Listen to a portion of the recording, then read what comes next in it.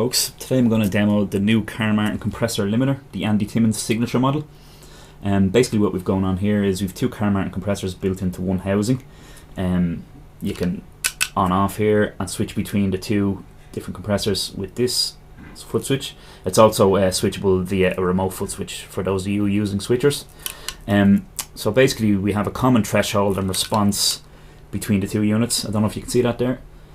And then an individual compression or ratio knob and makeup gain or level on each compressor.